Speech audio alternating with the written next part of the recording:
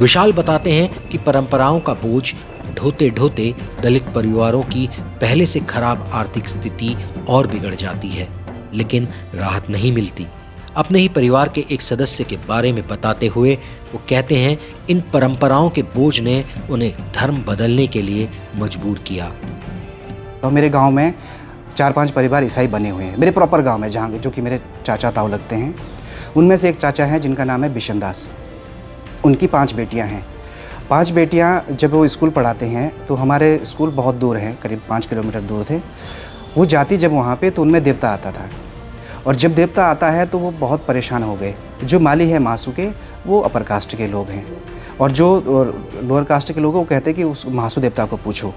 अब जब पूछते हैं तो जो माली को बुलाया जाता है वो हमारे यहाँ बैठते नहीं हैं अंदर। पहली बात तो ये है, उनके लिए एक अलग व्यवस्था करनी पड़ती है।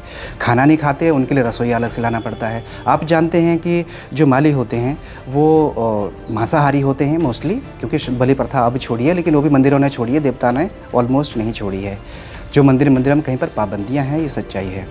दूसरा है, शराब का बंदोबस्त भी करना पड़ता है। चलो ये एक सामाजिक ढांचा ऐसा है, लेकिन इतनी सारी व्यवस्था के बावजूद अब क्या कर दिया है, मालियों ने भी कहा कि हम किस किस के यहाँ जाएं, तो उन्होंने एक रकम भी फिक्स की हुई कि उनको कुछ ना कुछ देना पड़ता है, चाहे 500, 1000, 2000 जो भी चीज़ें हैं। लेकिन एक मज़दूर के लिए पूजा पाठ बकराई कितना होता है। और समस्या ये है कि ये हर हफ्ते हर महीने जो है एक पूजा उनके घर पे होती थी, और उनकी 5 बेटियाँ, जिनमें से 3 या 4 में ये देवता आता था। एक दिन शादी का माहौल था और कोई ईसाई पास्टर वहाँ पे आए हुए थे जो हिमाचल के थे। उन्होंने जब ये देखा तो उन्होंने समझाया कि हम इसको ठीक कर देंगे, और बताइए समस्या क्या है। तो उन्होंने उनकी तीनों बेटियों को परमानेंट ठीक कर दिया।